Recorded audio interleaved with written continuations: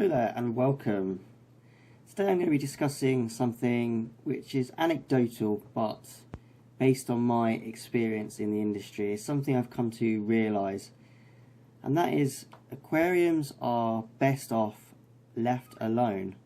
Now by alone I don't mean don't do water changes and don't clean algae. However, there is a huge difference between general maintenance and what I see as a trend amongst a lot of fish keepers, and that is to constantly have your hands in your aquarium.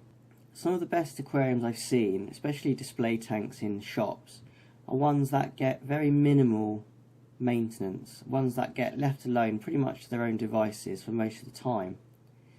This isn't really due to staff being negligent of the tank, because they do get filter changes and water changes, and obviously they need to be cleaned regularly because they're in a shop. However, other than this necessary maintenance, they're just left alone. They're not touched, the ornaments aren't moved around every week, there aren't chemicals being added left, right and centre, and so on. And these tend to be the most beautiful and stable aquariums that I've seen. I've had experiences with many people who have small tropical tanks all the way up to fairly large marine reef tanks, and they have endless amounts of problems, from algae issues, fish dying constantly with no real reason, no disease, or just to the fact that they just can't get their tank to settle down properly. And they often ask me, what can they do? What chemical can they add?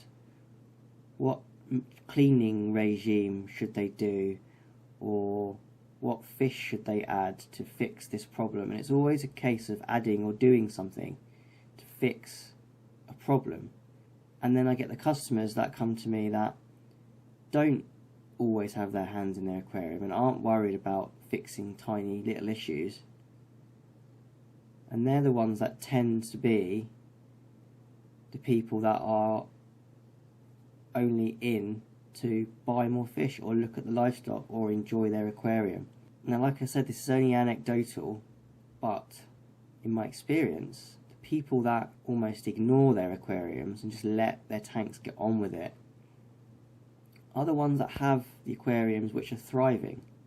And in many cases, these aquariums, display tanks or home aquariums, are the ones in which the fish are breeding, the plants are growing amazingly, the algae is low, and everything is in balance.